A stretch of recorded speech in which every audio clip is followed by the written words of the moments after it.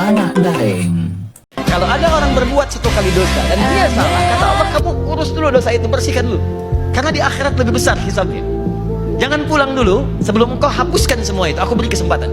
Kalau engkau mau memperbaiki diri, aku akan turunkan sifatul ghafir untuk menerima taubatmu. Turun, diampuni. Sifat manusia nggak sekali salah. Karena manusia itu tempat salah, ingat. Yang sempurna itu malaikat, ingat kalimat ini. Yang sempurna hanya malaikat, jangan harapkan kesempurnaan dari manusia.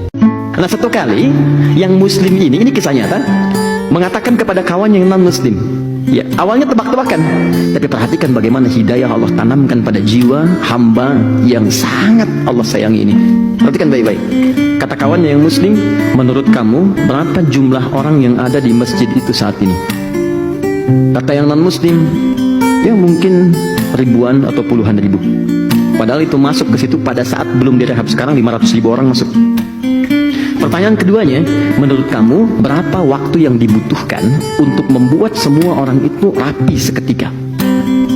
Rapi. Kata orang tadi, ya paling sedikit 2 pekan. Mungkin dia bayangkan satu-satu suruh berdiri gitu kan? Nah, mungkin 2 pekan. Kata orang ini, saya akan buktikan kepada Anda, kurang dari 5 menit mereka akan rapi sempurna. Kata yang non-muslim, masa? Tunggu sebentar. Begitu tiba waktu sholat Isya pada saat itu, kemudian imam mulai berkata, iqamat dimulai. Nih, Allahu Akbar, Allahu Akbar. Semua bangkit. Yang tawaf berhenti, semua berdiri. Rapi, kaget. Yang non-muslim tadi kaget, kok bisa? Kata yang muslim, jangan dulu kaget, sebentar dulu. Begitu mulai mengatakan imamnya, istau, rapatkan, luruskan, rapi semua. Hanya dalam hitungan kurang dari 5 menit, teman-teman. Begitu dikatakan Allahu Akbar, takbir, semua takbir. Lantas apa kalimat yang keluar di lisan yang non-muslim ini? Kata yang non-muslim tadi, tolong katakan kepadaku bagaimana caranya masuk Islam, karena agama ini pasti bukan buatan manusia. Jadi bayangkan, ada orang nonton sholat Isya masuk Islam, ada orang Islam sudah adzan tak mau sholat Isya. Kalau sudah tiba waktu sholat, adzan berkumandang Allahu Akbar, Allahu Akbar, rasakan, ya Allah, ini mungkin sholat terakhir saya.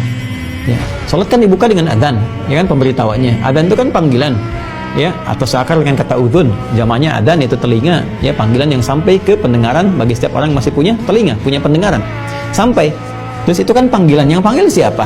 Muadzin. Yang perintahkan siapa? Allah. Itu panggilan Allah lewat muadzin. Ya, yang panggil Allah lewat suara muadzin. Nah, sekarang saya katakan begini, misalnya Andi misalnya, Andi dipanggil Allah, artinya apa? Hah? Dia telah dipanggil yang Maha Kuasa. Suneo telah dipanggil oleh yang Maha Kuasa, bisa. Artinya apa? Lah kembali kepada Allah. Artinya apa? Wafat, Joni. Wafat. Jadi bayangkan ketika dipanggil dalam setiap adzan, Allahu Akbar, Allahu Akbar, ya Allah, Allah panggil saya. Bagaimana kalau saat ini menjadi salat saya yang terakhir? Karena itu dalam setiap kesempatan salat berjamaah, biasanya imam diajarkan untuk menyampaikan pada makmumnya, bukan cuma istau, istaqimu, tapi juga ada kalimat sallu salatal muwadda'. Sallu salatal muwadda'. Ya, apa itu? Salatlah Bapak Ibu sekalian dan rasakan di salat terakhir yang mungkin kita kerjakan dalam salat kita. Kalimat ini terambil dari isyarat firman Allah di Quran surah kedua Al-Baqarah ayat ke-46. Dari ayat 45-nya sampai 46. Wasta'inu bis-sabri was-salah wa innaha lakabiratun illa 'alal khashi'in. Ayat 46-nya, alladzina yadhunnuna annahum mulaqu rabbihim wa annahum ilaihi raji'un. Kata Allah, kalau kamu pengen khusyuk salatnya, rasakan, bayangkan bahwa kamu itu sedang menghadap Allah, akan menghadap Allah, bahkan ya sedang menghadap Allah. Kalau perlu rasakan, ya wa annahum ilaihi raji'un. Kalau Anda nih malam-malam, kalau ada kalimat innalillahi wa inna ilaihi raji'un, kebayang apa? Meninggal kan? Maka ini kalimat memberikan isyarat, kalau pengen khusyuk rasakan, ini mungkin sujud terakhir. Bagaimana kalau dalam ruku diwafatkan, dalam sujud diwafatkan. Dan ternyata ayat ini bukan hanya ayat yang tersurat, tertuliskan di mushaf, tapi sekarang tampak, bisa dilihat di YouTube, di video-video misalnya, tampak sekarang CCTV, ada orang sujud tiba-tiba meninggal, ada orang berdiri wafat dalam sholat. Jadi kalau ayat ini sudah tampak dalam kehidupan dan direkam, disebarkan viral, Anda belum sadar juga, dengan cara apa lagi mesti diingatkan?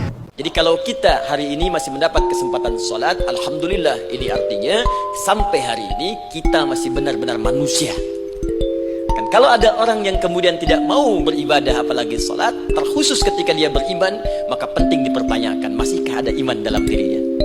Karena itu kata Allah dalam Al-Quran surah ke-8 ayat yang kedua, aku akan perdengarkan namaku, sehingga ketika disebutkan itu kita bisa menguji adakah getaran iman dalam jiwa kita. Quran surah 8 Al-Anfal ayat kedua, innamal mu'minuna alladzina idza dzukirallahu wajilat qulubuhum. Sungguh orang yang masih punya iman itu, kalau diperdengarkan nama Allah kepadanya, akan ada getaran dalam jiwanya.